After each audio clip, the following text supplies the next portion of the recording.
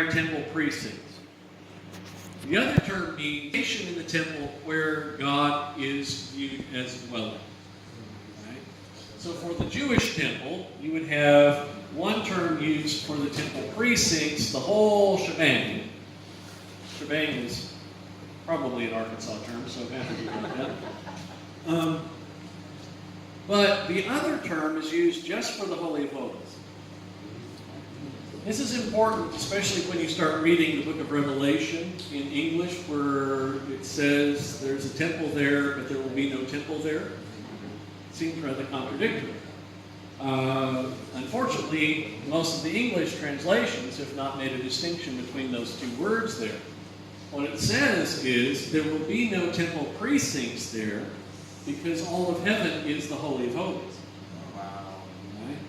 Right? The true temple. Holy of Holies is what is there. Right? And the New Jerusalem that descends from heaven is described as the Holy of Holies. So, it's important to be able to make a distinction between those two terms. And when Paul writes here about us being made into a new temple, it is the word for where God dwells. So what's happening from Paul's perspective is in the church, we are being built into a new temple, not a temple with all of these precincts and storage houses and divisions between Gentiles and women and men and priests, but we are all being brought together as one holy building, and that building is the Holy of Holies. Okay? Who, under the old law, got to go into the Holy of Holies? The high priest. High priest. How often? Once a year. Paul says the church is the Holy of Holies, where we have access to God all the time. This is a pretty bold statement because when Paul writes this letter, the temple in Jerusalem is still standing. And he, as a very conservative Jew, would have killed somebody for writing this a couple decades earlier in his life. Paul has come a very long way in his understanding of what is now made possible through Jesus Christ. And Paul sees the Gentiles who were formerly excluded from the temple now being in the Holy of Holies. Jewish believers, Gentile believers, as living stones, as Peter puts it, being put together into this Holy of Holies where God dwells. Where God works. That's placement. Any Gentile who wanted to go worship the Jewish God, if they went to Jerusalem when Paul wrote this letter, they would be stuck outside. We're going to talk about that here in a second.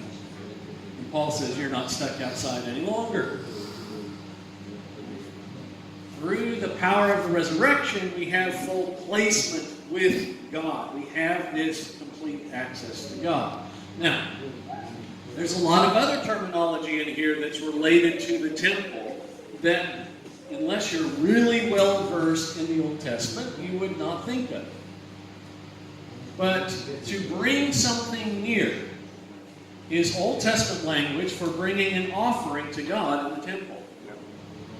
And in Christ, the Gentiles are brought near in Ephesians 2. Right? Christ is bringing Gentiles to God as a sacrifice of praise. It also says that both have access to the Father. In verse 18.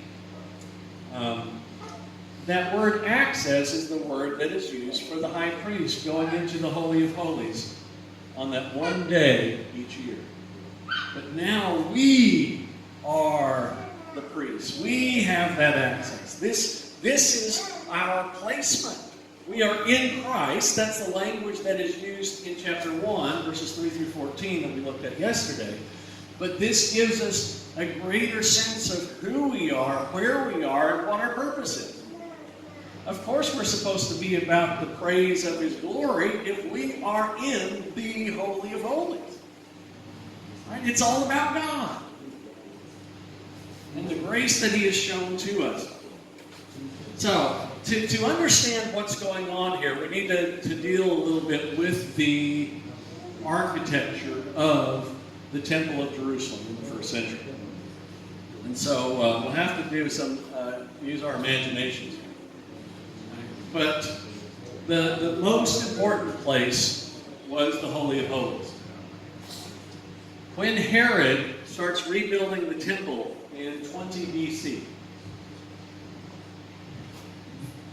there had been already a number of Gentile generals who had conquered the temple and defiled the Holy of Holies.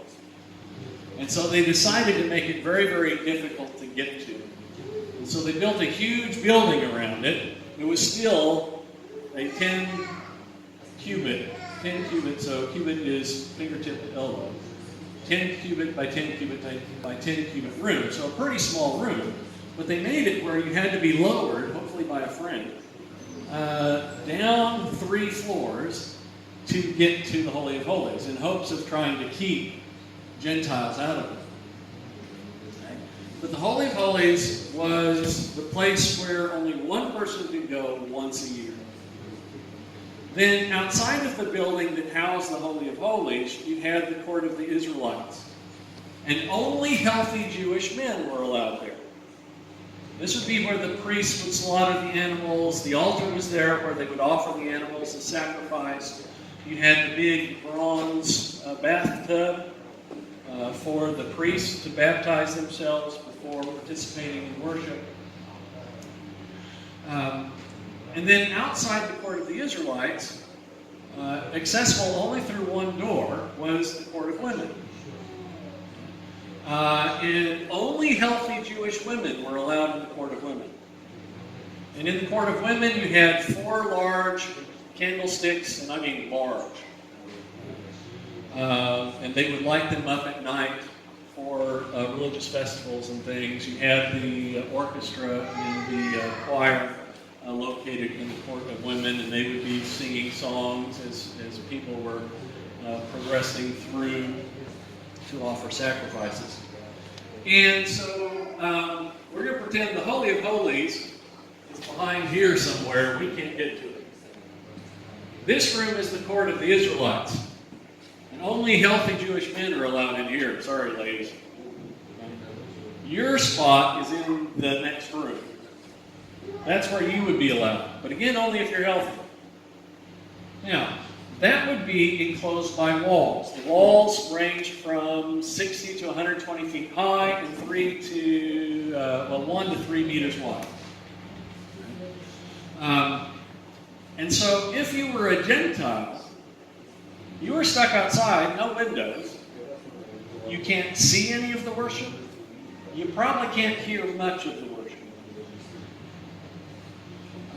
But you could stand outside. You could get that close. You can't see anything, you can't hear anything. The court of the Gentiles, if you were a Gentile, my guess is all of us are, we would be standing outside. Now, when Herod rebuilds the temple, he expands the Gentile courtyard about 4 times as large as it used to be. Now, the idea would be that this would create more room for Gentiles to worship God. But it also proved to be beneficial for how you ran the Jewish religion. Because you have Jews 3 times a year traveling long distances to celebrate major festivals in Jerusalem. The population of Jerusalem is usually around 20,000 during the major festivals. It shoots from 200,000 to 2 million. Lots and lots and lots of people. How do you deal with that? That's a lot of animals to be sacrificed. Not only that, what type of animal are you supposed to offer? What is the characteristic of the animal you're supposed to offer on the altar? Unblemished. Now, if you live in the city of Rome and you have walked an unblemished cow all the way to Jerusalem, it's no longer unblemished. It's in pretty sad shape. So, what they did was, instead of making people walk their animals all the way to Jerusalem, they said, you have your animal at home, sell it, bring the proceeds, we'll sell you an animal when you get to Jerusalem. Well, where are you going to do that? I mean, people are everywhere. And somebody, I'm sure, said, oh, I've got an idea. Why don't we do that in the court of the Gentiles? We don't like them anyway. Okay? So they set up booths where you could exchange money and you could buy unblemished animals to offer as a sacrifice in the altar. Also, Jerusalem had grown up around 3/4 of the temple. And the fourth side of the temple was on a cliff. And people didn't like walking all the way around the temple. So they said, wouldn't it be possible for us to just sort of do a shortcut through the court of the Gentiles? Oh, sure, we don't like them anyway. And I mentioned that only healthy males are allowed in the court of the Israelites, and only healthy women are allowed in the court of women. So where do the sick Jews go? They're out in the court of the Gentiles outside too. So imagine you are a Gentile and you're coming to worship the Jewish God. You got to walk where you step because you got all those animals, and you've got to dodge traffic, and you're with a bunch of sick people. What type of experience is that? But not only that, when Herod built the temple, they also decided that they should put up some warning signs. So they created a 3-foot barricade that separated the court of Gentiles from the entrance to the court of women. And every 10 to 15 feet was a plaque that said, if you are a Gentile and you cross this, we will kill you. Welcome to Jerusalem and enjoy your worship experience. Actually, I added that last part. So, imagine yourself as a Gentile trying to approach God. Sick people, animal poop, traffic, and if you get close enough to even see the doors to the entrance to the temple, it says, we're going to kill you if you take one step further. Now, this barrier plays a significant role in a couple New Testament stories. The first one is the triumphal entry of Jesus. Jesus gets on a donkey and rides into town, which is really his most blatant admission that he's the Messiah.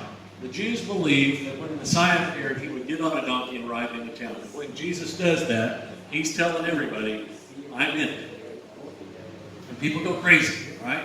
There's a reason they're going crazy. They think things are going to change dramatically. And Jews had all of this scripted. The Jews had been going to Sabbath school all their life, and the Sabbath school teachers had been telling them exactly how it was going to happen. And the Messiah's going to come, he's going to get on a donkey, he's going to ride into town, he's going to go up to the Temple Mount, he'll enter into the court of the Gentiles, and he'll speed up his donkey so he can get past all those sick people, and then he'll get to the court of women and he can slow down, and then he'll ride into the court of the Israelites where he'll finally dismount from his donkey and proclaim himself king, raise an army, and if you're a conservative Jew, kill all the Gentiles, or if you're a liberal Jew, then kill most of the Gentiles and enslave the rest. And those are your two versions. Jesus gets on the donkey, people go crazy, he rides into town and people are going crazy, and he gets to the temple and people are going crazy. But then he stops his donkey, gets off, and what does he do? Yeah, he overthrows the tables of the money changers, he drives the animals out with a whip, he stops traffic, and he heals people. And then he quotes Isaiah 56. My house shall be called a house of prayer for all Gentiles.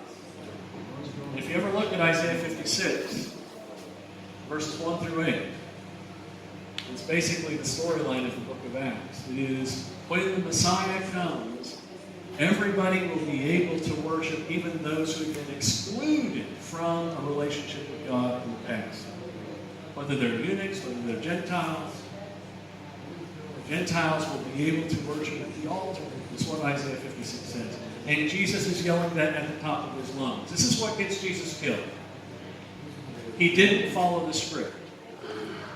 Instead of going into the temple proper, he dismounted in the court of the Gentiles, and he fought for the Gentiles to have a relationship with God. And that's what ultimately gets him killed. Okay? Fast forward to Acts chapter 21.